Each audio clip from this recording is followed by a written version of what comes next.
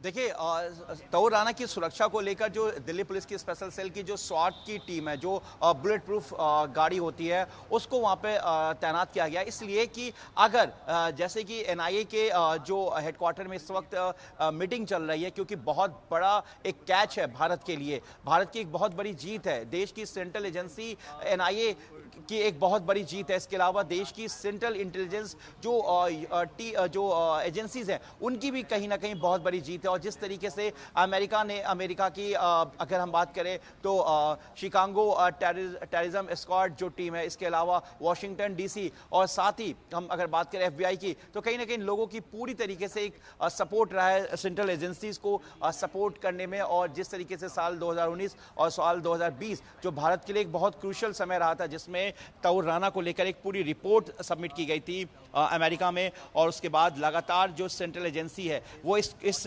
पूरी लड़ाई में इन्वेस्टिगेशन के साथ साथ तौर राना को लाने की जो जद्दोजहद थी, जो लड़ाई थी, क्योंकि मामला अमेरिका से जुड़ा हुआ था और 7 समुंदर पार 26/11 का जो मुख्य साजिशकर्ताओं में से एक तौर राना, जो 7 समुंदर पार अमेरिका के जेल में बंद था, उसका साथी डेविड कॉलमैन हेडली, जो इस 26/11 में बाकायदा तौर राना का बिल्कुल साथ था, और वो भी इस साजिशकर्ताओं में से एक है जिसने भारत में इस तरीके के आतंकी हमले को करवाने में उसने सपोर्ट किया।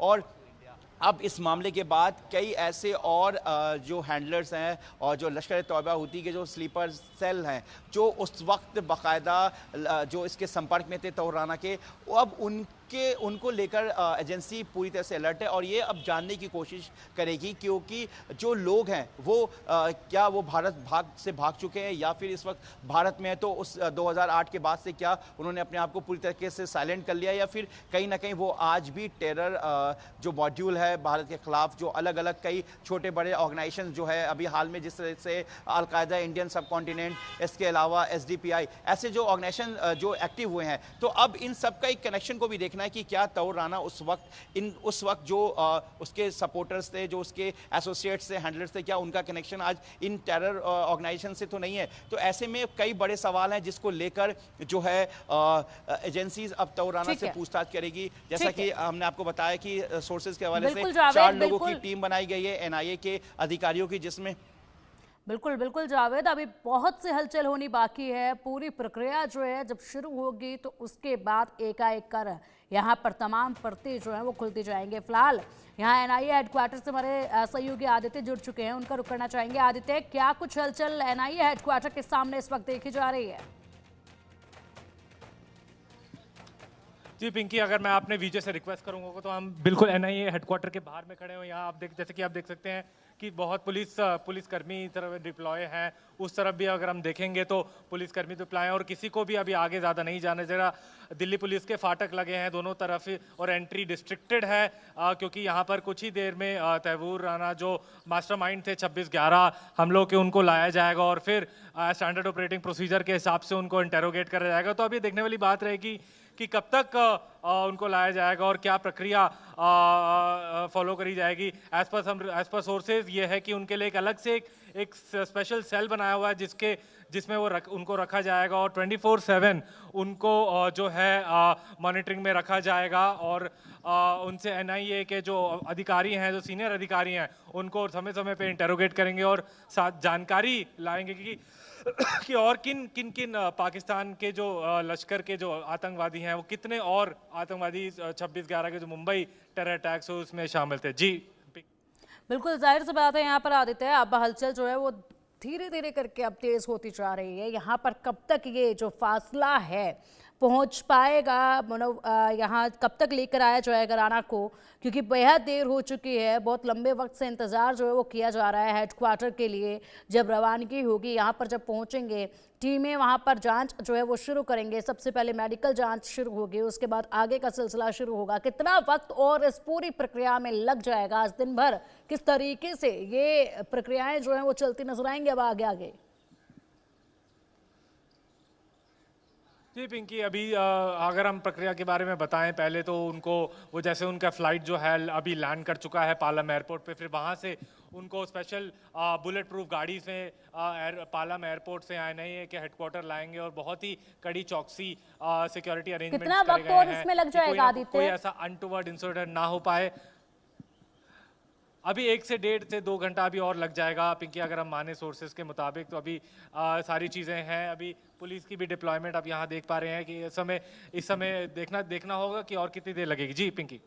बिल्कुल जाहिर सी बात है, यहाँ पर अब 1 से 1.5 घंटा जो है आदित्य बता रहे हैं कि इतना वक्त और लग जाएगा जब एनआईए हेडक्वार्टर पहुंचेगा राना और टीम उसको लेकर पहुंचेगी और यहाँ पर मेडिकल जांच सबसे पहले शुरू होगी, उसके बाद जो है आगे की प्रक्रिया जो है वो शुरू होगी। आदित्य, इसी के साथ अगर बात की जाए तो देखिए तमाम जो लोगों की प्रतिक्रियाएं हैं वो भी सुबह से ही सामने आ रही हैं। ऐसे में अब आवाज़ की भी एक उठने लगी है कि बस अब ये जो प्रक्रिया है वो थमनी नहीं चाहिए, क्योंकि पहले ही इंसाफ को बहुत देर हो चुकी है। अब बहुत जल्दी जो है ये पूरी प्रक्रिया चलनी चाहिए ताकि यहाँ पर एक अंत तक पहुंचा जाए और जल्द से जल्द सजा जो है वो सुनाई जाए, तभी इंसाफ पूरा माना जाएगा। अब ये आवाज भी एक बुलंद होने लगी है कि अब किसी भी तरीके से देरी कतई भी बर्दाश्त नहीं होगी। पहले ही बहुत देर हो चुकी है इंसाफ में। जी बिल्कुल पिंकी, ऑलरेडी हम देख रहे हैं कि बहुत लंबी एक लीगल बैटल लड़नी पड़ी भारत को।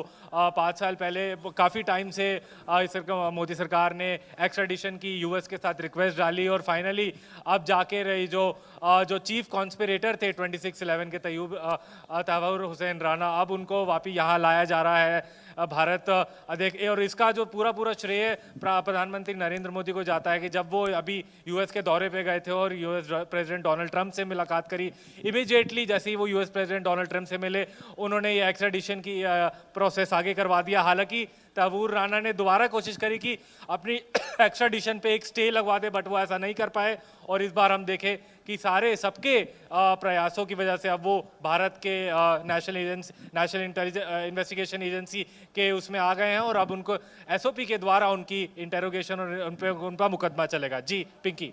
ठीक है आदित्य, आप नजर बनाए रखिएगा, अपडेट आपसे हम लेते रहेंगे। जावेद, आप भी नजर बनाए रखिएगा, अपडेट आपसे हम पल पल की लेते रहेंगे। बेहद ज़रूरी है आज के दिन की अपडेट्स और आज के दिन की तस्वीरें हमारे दर्शकों तक पहुंचाना और खासकर उन लोगों तक पहुंचाना जिन्होंने 26/11 को अपने चहेतों को, अपनों को खोया था उस हमले में।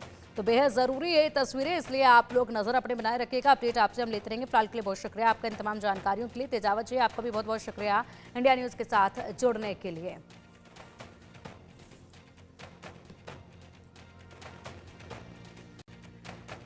और चलिए अब देखते हैं कि